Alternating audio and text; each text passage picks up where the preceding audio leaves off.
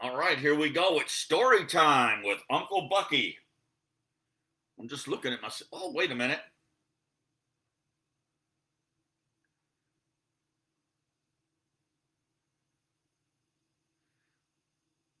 Oh, there we go. Good morning. It's story time with Uncle Bucky. Wait a minute. That's not the right outfit. We got to do a costume change. Now, where's my hat? This, my pirate hat? No, wrong hat. Wrong hat. Just a moment. We're on chapter 18, by the way. Something about the first day's fighting. That's not it. Hold on. Uno momento. We're going to get right in on chapter. Oh, there we go. Chapter 18. This is part 4, by the way. Part 4. So we're getting through the book. This is the narrative continued on by the doctor, Dr. Livesey, and it's called End of the First Day's Fighting. We made our best speed across the strip of wood that now divided us from the stockade, and at every step we took, the voices of the buccaneers rang nearer. Soon we could hear their footfalls as they ran and the cracking of the branches as they breasted across a bit of thicket. I began to see we should have a brush for it in earnest, and looked to my priming. "Captain," said I, "Trelawney is the dead shot. Give him your gun. His own is useless." Well, they exchanged guns, and Trelawney, silent and cool as he had been since the beginning of the bustle, hung a moment on his heel to see that all was fit for service. At the same time, observing Gray to be unarmed, I handed him my cutlass. It did all our hearts good to see him spit in his hand, knit his brows, and make the blade sing through the air. It was plain from every line of his body that our new hand was worth his salt. 40 paces farther, we came to the edge of the wood and saw the stockade in front of us. We stuck the enclosure about the middle of the south side, and almost at the same time, 7 mutineers, Job Anderson, the boatswain as their head, appeared in full cry at the southern west corner. They paused as if taken aback, and before they recovered, not only the squire and I, but Hunter and Joyce from the blockhouse had time to fire. The 4 shots came in rather a scattering volley, but they did the business. One of the enemy actually fell, and the rest, without hesitation, turned and plunged into the trees. After reloading, we walked down the outside of the palisade. He was stone dead, shot through the heart. Well, we began to rejoice over our good success. Then, just at that moment, a pistol cracked in the brush. A ball whistled close past my ear, and poor Tom Redruth stumbled and fell his length on the ground. Both the squire and I returned the shot, but as we had nothing to aim at, it is probable we only wasted powder. Well, then we reloaded and turned our attention to poor Tom.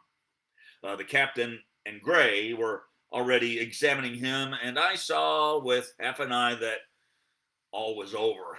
I believe the readiness of our return volley had scattered the mutineers once more, for we were suffered without further molestation to get to the poor old gamekeeper, hoisted over the stockade, and carried, groaning and bleeding, into the log house.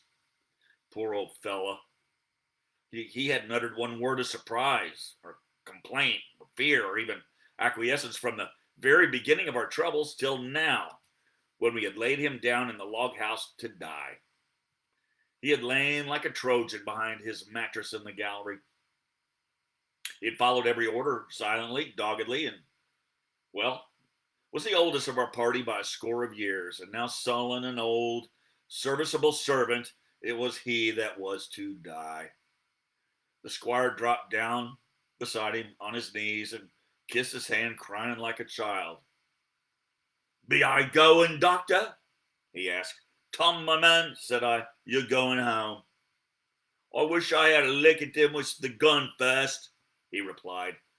"Tom," said the squire, "say you forgive me, won't you?"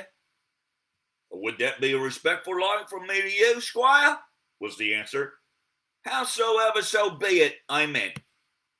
After a little while of silence, he said he thought somebody might read a prayer.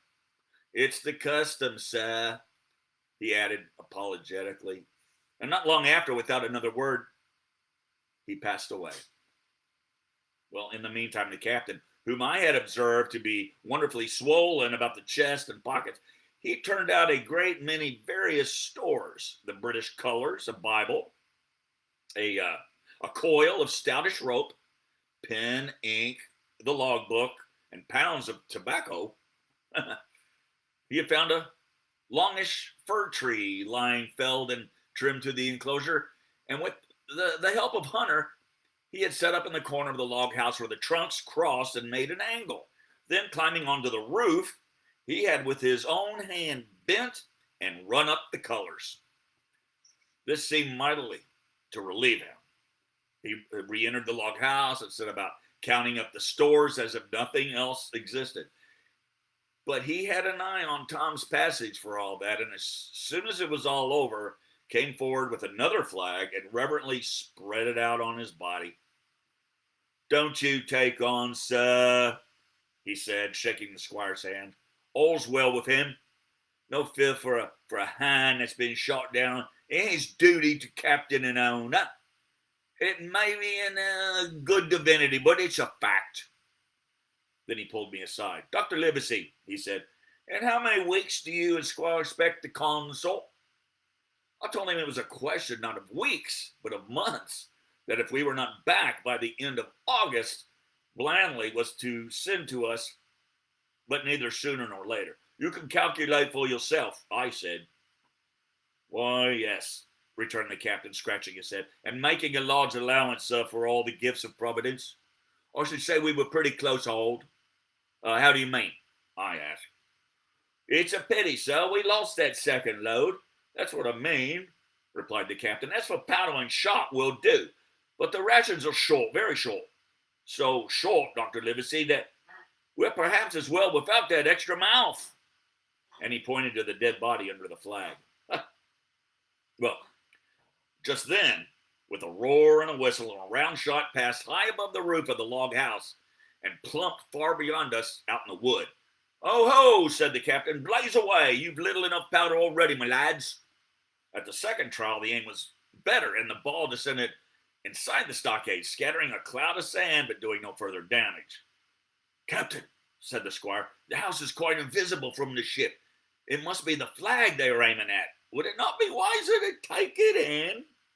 "Strike my colors," said the captain. "No, sir, not I." Then, and as soon as he had said the words, I think we all agreed with him, for it was not only a piece of stout, seemingly good feeling, it was a good policy besides, and showed our enemies that we despised their cannonade.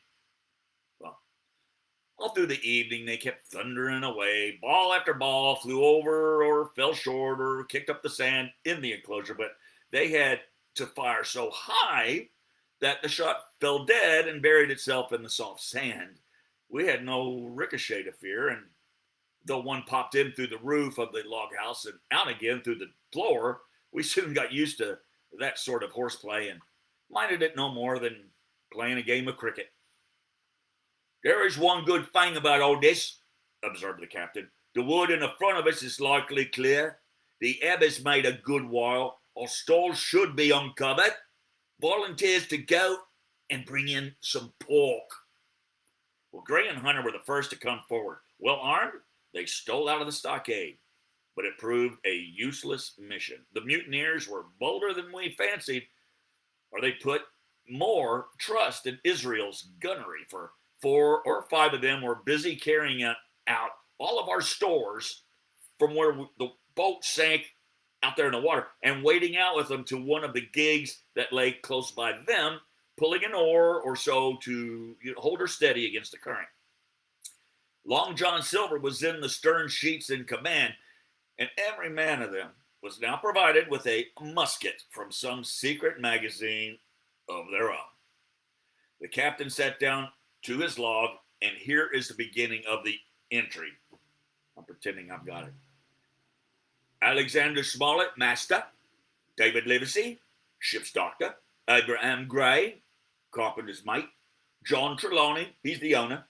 John Hunter and Richard Joyce, That's them's owners, servants, landsmen, being all that is left faithful of the ship's company, with stores for 10 days at short rations, came ashore this day and flew British colours of the log house and Treasure Island. Thomas Redruth, he's the owner's servant, landsman, shot by the mutineers. James Hawkins, cabin boy. And at the same time, I was wondering over poor Jim Hawkins' fate. A hail on the land side. Somebody's ailing us, said Hunter, who was on guard. Doctor, Squire, Captain. Hello, Hunter, is that you? Came the cries. And I ran to the door and just in time to see young Jim Hawkins, safe and sound, come climbing over the stockade to get to us. The end of chapter 18. The next one will be chapter 19. This narrative won't be by the doctor as the last three were. This narrative will be resumed by young Jim Hawkins. The chapter 19 will be called The Garrison in the Stockade. So there we go. I did this live on Facebook, whereas I usually just recorded it and put it on Hulu or whatever that's called, YouTube, one of those things, and copied it over. Sayonara. Block, this video is about to end. What?